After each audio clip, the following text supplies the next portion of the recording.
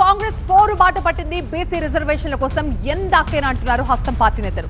జంతర్ మంతర్ లో ధర్నాకు సంబంధించిన డీటెయిల్స్ మనం బ్రేకింగ్ అవర్ లో చూస్తున్నాం. బీసీ రిజర్వేషన్ల కోసం ఢిల్లీలో తెలంగాణ కాంగ్రెస్ ధర్నాకు దిగింది. జంతర్ మంతర్ దగ్గర ధర్నాకు దిగారు కాంగ్రెస్ నేతలంతా. బీసీలకి 42% రిజర్వేషన్ కల్పించే బిల్లు ఆమోదించాలంటూ డిమాండ్ చేస్తున్నారు. రేపు రాష్ట్రపతిని కలిసి బిల్లు ఆమోదానికి విజ్ఞప్తి చేయబోతున్నారు కాంగ్రెస్ నేతలు.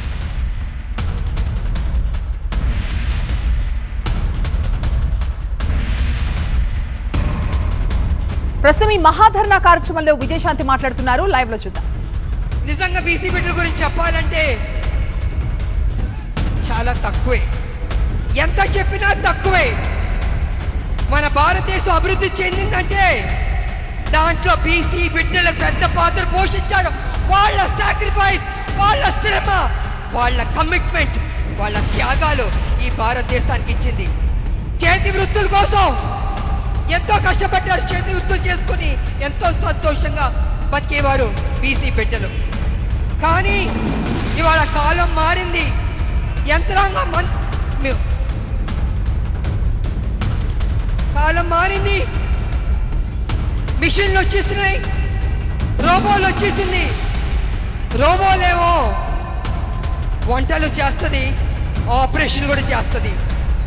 అలాగే మిషన్లు వచ్చిన బట్టి ఇవాళ చేతి వృత్తులు కనుమరుగైపోతున్నాయి. మరి చేతి వృత్తులు కనుమరుగైపోతే వాళ్ళు ఏ రకంగా బతుకుతారు, ఏ రకంగా ముందుకెళ్తారో, సమాజంలో ఏ రకంగా పైకి వస్తారు? కాబట్టి రాహుల్ గాంధీ గారు జోడో యాత్రలో అనేక రాష్ట్రాల్లో ప్రజల్ని చూశారు, కలిశారు, మాట్లాడారు, వాళ్ళ సమస్యల్ని తెలుసుకున్నారు. ఆ తర్వాత ఒక నిర్ణయానికి వచ్చారు. కోలాగానా చెయ్యాలి అనుకున్నారు.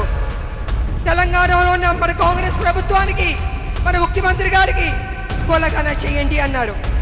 అదేవిధంగా మన కాంగ్రెస్ ప్రభుత్వం సర్వేలు చేసింది, పద్ధతిగా కోలాగానా చేసి అపోజిషన్లో ఉన్న అన్ని పార్టీల్ని సలహాలు తీసుకుంది, సూచనలు తీసుకుని ఆమోదం తెలిపింది. అన్ని చేశారు పకడ్బందీగా. ఆ తర్వాత గవర్నర్కి పంపించారు, కేంద్రానికి పంపించారు. ఫైనల్గా రాష్ట్రపతి గారి దగ్గరికి వెళ్ళాలి, ఆమోద ముద్ర పొందాలి. ఈ రకంగా ఒక ప్రాసెస్. కానీ ఇవాళ బీజేపీ వెనక వరకు వేస్తుంది, మెలికెళ్ళి చెప్తుంది.